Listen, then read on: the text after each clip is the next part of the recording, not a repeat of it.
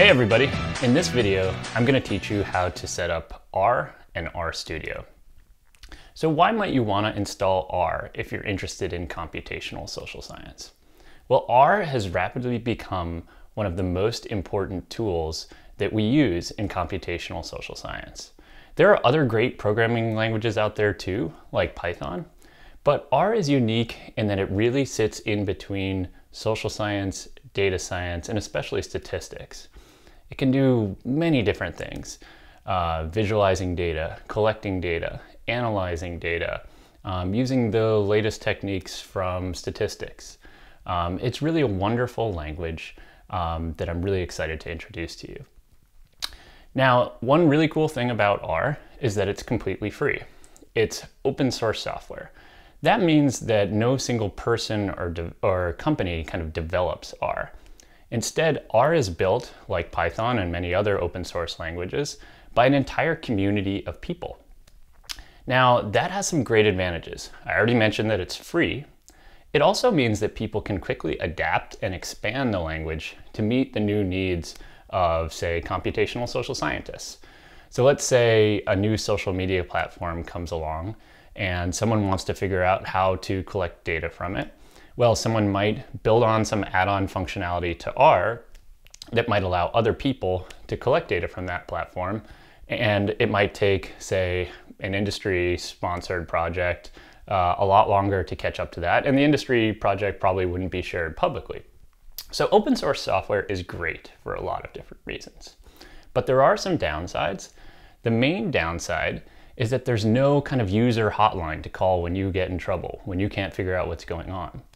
Why? Well, because all these people are contributing, they're already spending a lot of time building R.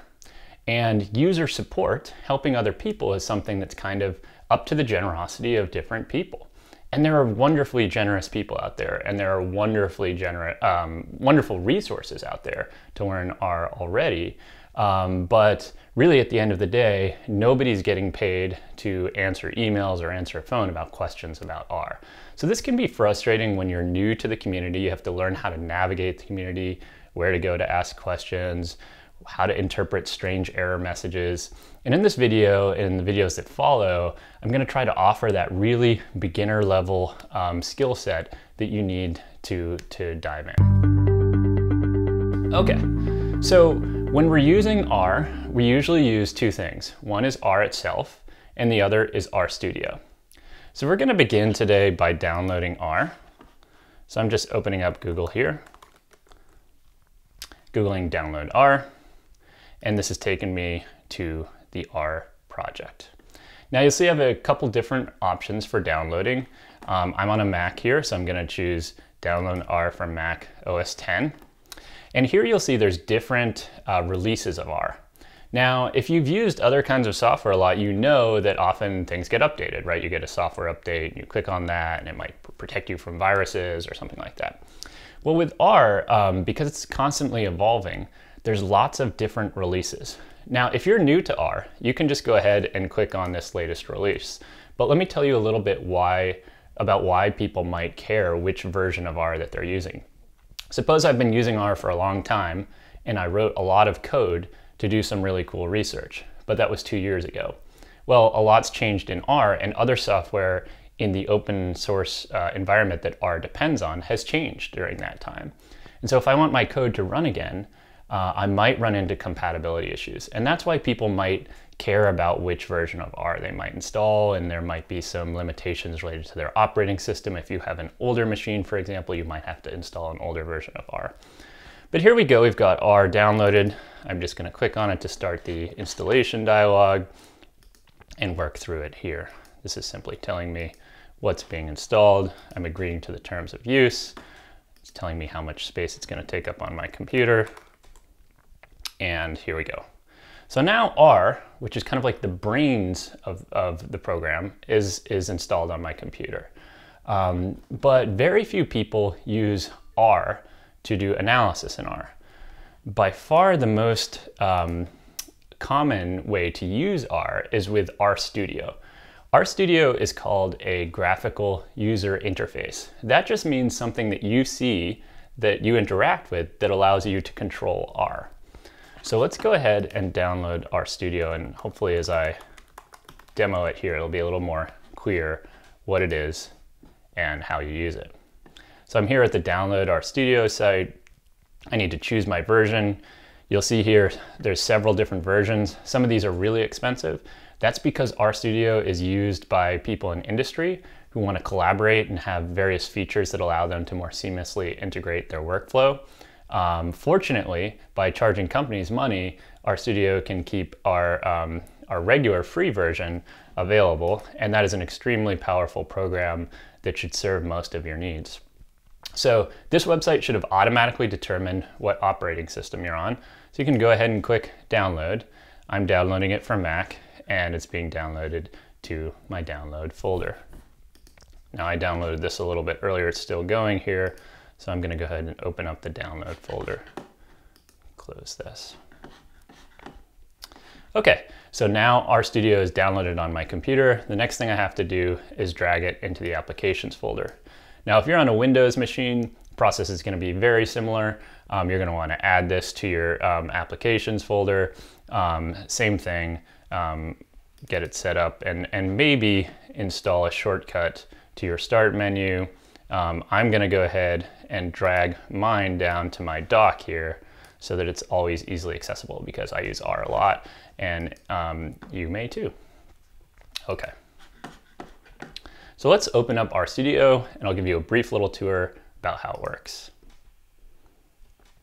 Now, when we first open up RStudio, sometimes we might get some messages. This one is just verifying that the application is what it says it is. And next, we're gonna probably see a screen that asks us whether we want to allow our operating system to use RStudio because we didn't buy it through the App Store. In this case, this is an Apple security feature, that's fine. And now, finally, we're opening up RStudio. Okay, so as we look around here, you'll see there are a few different panes here. There's this pane over here, this pane over here, and this pane over here. In R, I can open up a new file, and in R I can create lots of different kinds of files. I could create a code script, I could create a presentation, I could create a web page, I could create an app. There's lots of different stuff that R could do. I'm going to select R script here. I could have also come over to this little green dot here and clicked R script. And now you'll see I have these 4 panes, and I'm going to explain what each one of these panes does. So in the upper left-hand corner, here we have the code editor window. This is where I can input instructions into R, and I can save this file later to rerun everything I've done in a session of coding. So for example, let's just do some simple math. I wrote 2 + 2. I can highlight this and click run and get an answer in my console. The console is where the output of your code will show up. So it's a little cumbersome to highlight and click here. Some people like to highlight and do a keyboard shortcut, Control Enter. If you place your cursor anywhere on a line and press Control Enter, it will also run that same line of code. Okay, so that's the very basic kind of workflow of just inputting some instructions into R and seeing some output. Let's now move over to this environment pane up here. Now, this environment pane describes all of the objects that you're going to be working with in R. Now, in a future video, I'm going to tell you all about objects. Objects can be things like data frames, data sets, vectors, lists of things, or even functions. Those are short little snippets of programs that you write to do other things. So I'll just give you a quick example. I'm going to create an object, which is called 4, which is 2 + 2. So I've created an object here in R. This caret operator assigns everything on the right side to the value of everything on the left side here. And so now you can see in my environment pane, I've got a new object called my number. Pretty cool. So normally during a typical working session, I might create lots of different objects and then perform an analysis or save some data. Okay, another unusual thing about R is we move down to this 4th pane over here. We're now looking at your working directory. Your working directory is the place on your computer where R is either going to read in files or save files. Now, most of the programs you may be using on your computer don't make you specify a working directory. Just somewhere on your computer, they automatically save something. R gives you the power to specify where you want to read in and save stuff, because sometimes we need to do very complex operations. So grab some data from online, merge it with a spreadsheet, save it somewhere else, and repeat that, say, hundreds of times. And so getting used to the concept of a working directory is a little tricky. People want to think of like saving their work and then having it all be in the same place. A more typical workflow in RStudio is to save some of your work into some kind of working directory, open it up, and then remake whatever you did. So let me give you an example here. Right now our R script here is called Untitled. Let's go ahead and give it a name.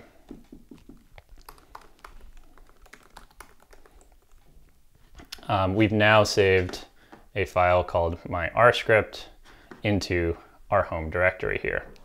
Now, by default, a Mac will R will specify your home folder as the location where things are being saved. I came down here and clicked on my folder, and now I want to try to find my home directory here. So I'm in my downloads folder right now. I don't have my home folder available here, but I can come up to the Go menu and choose Home, and now you can see I'm in my home directory, and here is my R script. Now, suppose I close out of RStudio and I come back later to open my R script because I wanted to remember what 2 + 2 is. I could try double clicking on here, and you'll see it's opening in RStudio. Now that's a good thing. Often that won't happen. Often this will open in the R program. So we installed 2 things, R and RStudio. By default, your Mac will assume everything should open in R. If your programs start to open in R, what you're going to want to do is come to that file, right-click, go to Get Info, and there's some analogous processes on a Windows machine to change the default program that will open a file. And then when you come to Open With here, you'll have a few different options to choose what you want to open the file with. Okay. So now we've kind of gone over the very basics of what these 4 panes are. You're probably wondering what these tabs are here. What is a package? What's the viewer? What's history? We're going to go over all that in future videos. I just wanted to give you a brief tour to get you up to speed with how RStudio works.